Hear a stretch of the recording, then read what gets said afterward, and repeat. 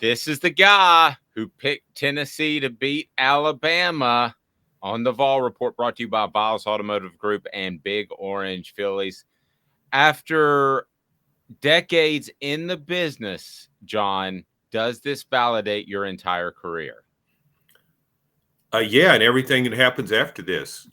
I'm good after this. I don't really have to do anything else. So I probably won't be doing a full podcast with you today. I'll probably break it off after about 3 minutes.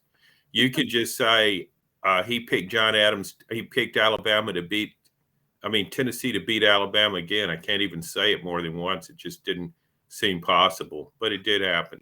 It did. It was pretty phenomenal. So here's what we're going to get into today: is Tennessee a legit college football playoff contender? And also get John's thoughts on the Heisman Trophy, as he and I have a vote, and it's brought to you by Vols Automotive Group. Please like, subscribe, and share. And Vols Automotive Group right there on Callahan. It's all about integrity. They want, they need, and they appreciate your business. And Vols Automotive Group just has a great selection and great service department as well. John, this Tennessee team, is it a true college football playoff contender? I think Ohio State's a level up on everybody else, and they may prove to be an elite team. Other than that, I don't know that there's an elite team that should necessarily scare Tennessee. I agree, Dave. I mean, you look at Ohio State based on its body of work, it hasn't played anybody really good. Its best win is over Notre Dame, which now is a 3-3 team and even lost to Stanford. So I think the image we have of Ohio State is based on consecutive years in which it's been a playoff contender. We know it has a lot of talent. A lot of players returned from last year's team that was really good, has a great quarterback.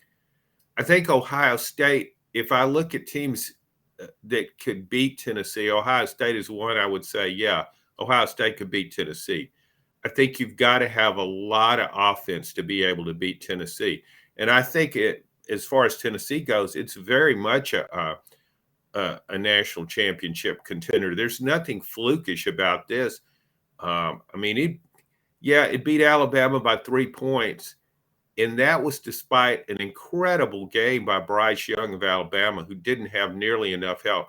If Tennessee and Alabama would meet again in a rematch, I think Tennessee would win by a bigger margin. So I think Tennessee has certainly established its credentials as a championship contender.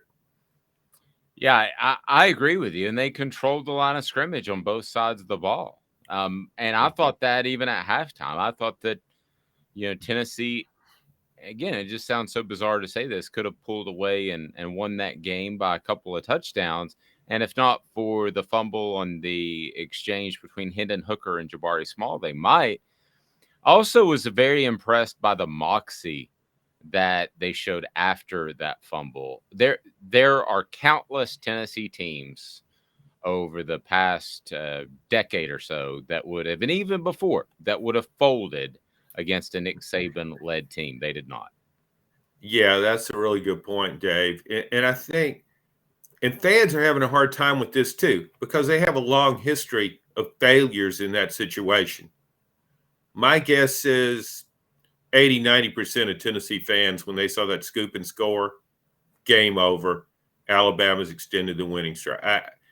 Even though they love this team, they've got a historical reference here. And I just think that's how they would view it. But I really think it's now Tennessee fans look at this team completely different than all of its predecessors.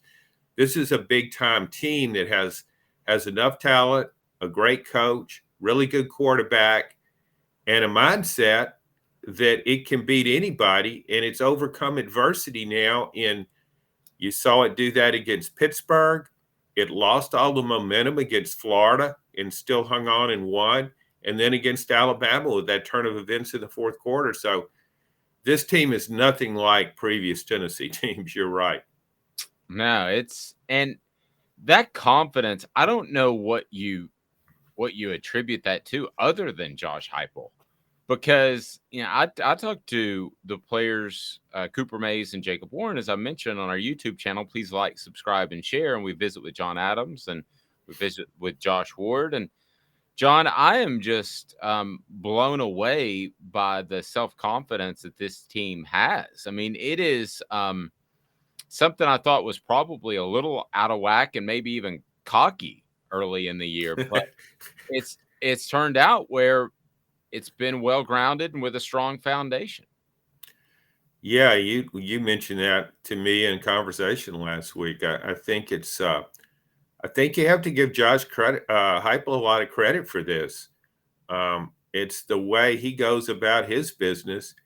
He doesn't make a big deal out of setbacks. The way when things don't go right, when he has a 3 and out, and much is made about it. We kind of stereotype this offense, up tempo, uh, just got to go, get that momentum going. What happens when you have a 3 and out? And then they say, okay, that puts more pressure on the defense. It's kind of a real a negative tone after a mishap. But that's not the way Josh Heupel reacts. He reacts, okay, we went 3 and out. We'll just big deal. We'll get them next time. Wait till the next series. We'll be a lot better. And so that permeates throughout the roster, I think, that attitude. I just think the players feel like this is going to work. And it goes back, we make a lot of Steve Spurrier comparisons when he was at Florida because I think it's very valid. A great offensive mind. And what his players played off his confidence. Very confident guy, very confident coach. They believed that would work. And this team believes what Josh Heupel's doing will work. Now, you can't just go out there and that happens. You've got to prove it on the field. And he's done this. And so now the whole team believes they're going to win every game, I think. Yeah, it's been pretty phenomenal what we have seen, and we have also seen Hendon Hooker go from a long shot to win the Heisman Trophy to now second if you go by the bookmakers, and actually a realistic shot of about 4-1 is what I'm seeing now. Even odds are still with C.J. Stroud of Ohio State. But before we get to your thoughts on Hendon Hooker's ability to win the Heisman, because you have history, I want to remind everybody to get to Big Orange Phillies on Maynardville Pike. Big Orange Phillies is a great place in North Knoxville, be it whether you're Halls or Powell or wherever you might be, or the Maynardville area, you can get to Big Orange Phillies and have a great time. It is family friendly and it is absolutely phenomenal. The food, it will just blow you away. John, talk about the mindset of Heisman voters, because you've done it a lot longer than I have. But Heisman voters, to me, there have been times where they sent votes in a month early, which seemed bizarre. There have been preconceived notions in the preseason. Is that still an issue? And how much could those things help or hurt Hendon Hooker's chances? I think it's still an issue. I mean, we're not dealing with a set of guidelines. Well, maybe there are guidelines, but I don't remember reading any. It's not like voting in the AP poll. I mean, they do give you some guidelines there, but guys don't necessarily follow them. I think one of the problems is ego of voters. I mean, you like a guy in preseason, he's your guy. You think he'll win the Heisman. That's fine, but you got to be open minded. You got to go from week to week and who's playing the best, who's done the most. And I'm not sure everybody does that, but I think that's really important. I think that everybody looks for a Heisman game and a Heisman moment. All these guys in contention are going to have good stats. Bryce Young, even in defeat last week, had some Heisman like plays. He played well under duress. To me, that really sticks out. But I think, and not to discredit Bryce Young, but I just think because he won last year, I don't know. It's like some guys hold that against. Why has nobody? I thought I've had a number of guys that I voted for that didn't win it after they'd already won it once. I think I did that with Lamar Jackson. I did that with Tim Tebow. Tim Tebow led his team to a national championship after he'd already won it in 07. And didn't win it. and didn't win it. Now, how many times does that happen? He won the biggest games. I think there's like it's almost like they're punishing the guys. They want to do something new. Peyton Manning never won the Heisman, but I think he was almost blamed for being too good for too long. He was almost discredited for that. I mean, they wanted a new story. I mean, Peyton became a story as a sophomore. He was a big deal, and he played as a junior, same thing. Then he came back looking for somebody new, and they decided on a Michigan cornerback, which hadn't happened before. So all those things factor into it. I just think the main thing is wait till after the last games are played. Amen. Be open-minded. So I really think in the fairest of all worlds, you would wait until after the bowl games, that this would be a January award. You would wait till a week after the national championship game. Then you decide who the Heisman Trophy winner should be. I couldn't agree more. I don't know that that's going to change. I guess the thinking is from the publicity side of the award, or is it just tradition? Why do they have it just after the regular season and not after a national championship game or playoff? Because there's probably no football that weekend except maybe Army Navy. It's become a TV event. That's the only good answer I have. What other awards there may be other awards that do this. I'm just trying to think off the top of my head. What awards are given before the last game is played? I don't know. I honestly can't think of any. Well, I mean, because we see it all the time. I mean, we'll go back to the Tebow season. We won in 07 and 08. They win the national title. Sam Bradford, I think, was a Heisman Trophy winner, playing for Oklahoma head-to-head against Florida in Tim Tebow. And Florida wins, and Tim Tebow leads a clutch drive and makes a clutch fourth down conversion. I mean, he would have had to win it surely after that game, but nope, we already decided that. We don't need to wait around for some silly championship game to see who the best player is. Well, and you talk about Heisman moments. How can you have a bigger Heisman moment than in the last 2 minutes of a national championship game? I know. Think of some of those Alabama Clemson championship games that one that went out to the wire. I mean, there are games like that. Yeah, that changes everything. But no, we got that taken care of in a dead week, so we don't need to fool around with that. Yeah, and really the funny thing about the Heisman is it's not a television event anymore. Not in this day and age of digital media. I don't go out of my way to watch it because I actually got a tweet on my phone before I saw the kick go through when Tennessee beat Alabama. I got a tweet on my phone about it before I actually saw the kick go through. And I told, my family's gathered around watching the game. I said, they're going to make it and win. And I got up and walked off, and they thought I was insane. I mean, it's not even a TV event anymore. Yeah, and it's not like, boy, I can't wait to watch on television when they hand somebody the trophy. Man, that's big time. I can't miss that. What would it mean for Tennessee to even come close to some of the goals that we're talking about? Let's say at a baseline that Hendon Hooker is invited to New York, whether or not he wins it. Let's say that Tennessee is 5th in the college football playoff selection. What would it mean to the growth of this conversation, of this program, just to be in those conversations, John, in year number 2? Well, I think it would mean a lot, but I also think Tennessee fans have already moved past that to something bigger. Yes.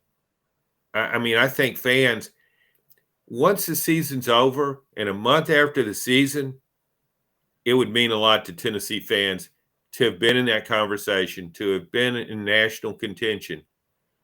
But during the season, when all this is unfolding, Tennessee fans now believe they can make the college football playoff as well as they should. Agreed. So if you don't make it, it's going to be the disappointment will be significant initially. It's kind of like Tennessee's baseball team that was the best team all season long, the best team in the country, then loses in the regionals, super regionals rather, so it doesn't even make the College World Series. There's tremendous disappointment. But a few months later, people look back at that in terms of the program and think, well, that was one of the best teams in college baseball history. That becomes a part of your program. And that's something you sell later on. And that's something that fans can relate to. But initially, Tennessee fans now, after that Alabama game, Tennessee fans are all in. And a lot of them aren't just thinking playoff, they're thinking winning the playoff. No, I agree, John. And this feels way different than 98 to me. Um, it felt like each week you're waiting for the other shoe to drop in 98, that they're going to slip up and lose. And Arkansas was almost that game.